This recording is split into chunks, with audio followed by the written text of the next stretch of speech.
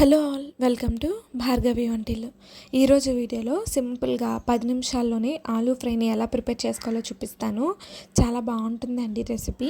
ఎక్కువ కూరగాయలు లేనప్పుడు ఇంట్లో ఉన్న 2 బంగాళదుంపలతోనే ఈ రెసిపీని ట్రై చేయండి. చాలా బాగుంటుంది. టమాటా రసంతో తింటే అదిరిపోతుంది టేస్ట్ అయితే. టమాటా రసం లింక్ అనేది నేను కింద డిస్క్రిప్షన్లో ఇస్తాను. ఇంట్రెస్ట్ ఉన్న వాళ్ళు వెళ్ళి చూడండి.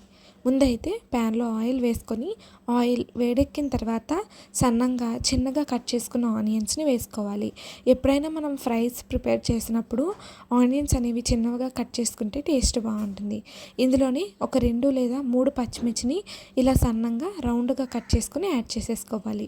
ఈ 2 కూడా మీడియం ఫ్లేమ్లో ఇలా కాస్త వేగుతున్న టైంలో 1/2 టేబుల్ స్పూన్ పసుపును కూడా యాడ్ చేసేసుకొని మొత్తం మిక్స్ అయ్యేటట్టు ఈ విధంగా మిక్స్ చేసేసుకోవాలి. ఈ పసుపులో ఉన్న పచ్చివాసన మొత్తం పోయిన తర్వాత ఇందులో ఒక 2 కప్పుల వరకు బంగాళదుంపల్ని యాడ్ చేసేసుకోండి. బంగాళదుంపల మీద ఉన్న చెక్కును తీసేసుకొని ఒక 2-3 సార్లు బాగా వాష్ చేసుకుని వేసుకుంటే మనకి బంగాళదుంపలు అనేవి చాలా క్రిస్పీగా ఉంటాయి తింటున్నప్పుడు. సో ఈ విధంగా మొత్తం కలిసేటట్టు ఈ విధంగా మిక్స్ చేసేసుకొని మూత పెట్టి ఒక 5 నుంచి 10 నిమిషాల వరకు లో ఫ్లేమ్లో మగ్గించండి. 5 నుంచి 10 నిమిషాలకి ఇలా చక్కగా మగ్గుతుంది. ఈ టైంలో మళ్ళీ ఒకసారి బాగా కలుపుకోవాలి. ఎప్పుడైనా మనం ఇలాంటి ఆలూ ఫ్రై ఇలాంటి ఫ్రైస్ చేసేటప్పుడు నాన్ స్టిక్ ప్యాన్లో ప్రిపేర్ చేసుకోవడం వల్ల మనకి కిందని అంటుకుపోకుండా ఉంటుంది. ఇలా బాగా కలుపుకున్న తర్వాత ఇందులో 1/2 టేబుల్ స్పూన్ వరకు సాల్ట్ని యాడ్ చేసేసుకొని మొత్తం కలిసేలాగా బాగా మిక్స్ చేసుకోవాలి. ఇలా మిక్స్ చేసుకున్న తర్వాత మళ్ళీ ఒకసారి మూత పెట్టుకొని మీడియం ఫ్లేమ్లో ఒక 10 నిమిషాల పాటు మగ్గించుకోవాలి.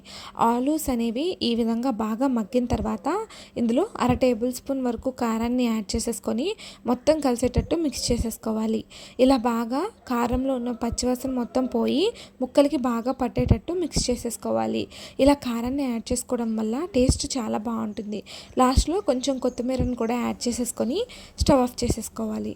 చాలా బాగుంటుందండి ఈ రెసిపీ. సింపుల్గా 10 నిమిషాల్లోనే అయిపోయింది కదా. ఎక్కువ ఇంగ్రీడియంట్స్ లేనప్పుడు సింపుల్గా ఇలా ప్రిపేర్ చేసుకోవచ్చు.